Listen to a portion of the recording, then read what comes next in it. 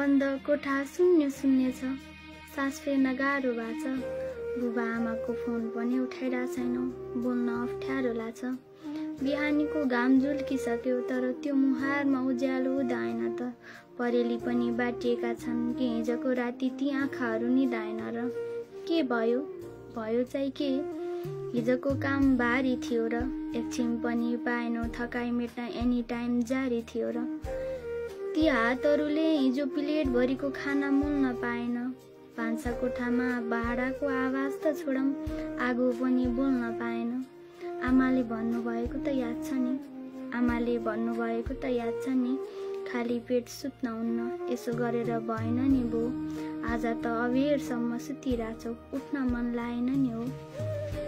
हरेक रात आँखाभरि आँसु लिएर चन्द्रमाको सन्नाटसँग के सोचिरहेछौ? खासमा तिमीले कस्तो प्रगति खोजिरहेछौ?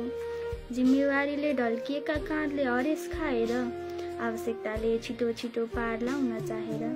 हुँदैछ, गरिरहेछौ, भइरहेछ, बिस्तारै किन आतुर हुन्छौ? कुन कारणले मध्यरातमा सिरानीले मुख च्यापेर चिच्याउँदै रुन्छौ? यसरी किन आफ्नो मनोबल गिराइरहेछौ? निदानी हुँ म भन्दै आफैलाई असहास दिलाइरहेछौ? धैर्य गर न, धैर्य गर न।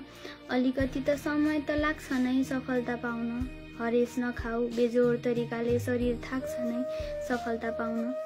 बिस्तारै बिस्तारै सबै थोक आफ्नो मेसो मिलाउँदैछन्। याद गर बुबाले आशीर्वाद दिँदा भन्नुभएको, तिमी आ त भगवानले पुर्याउँछन्।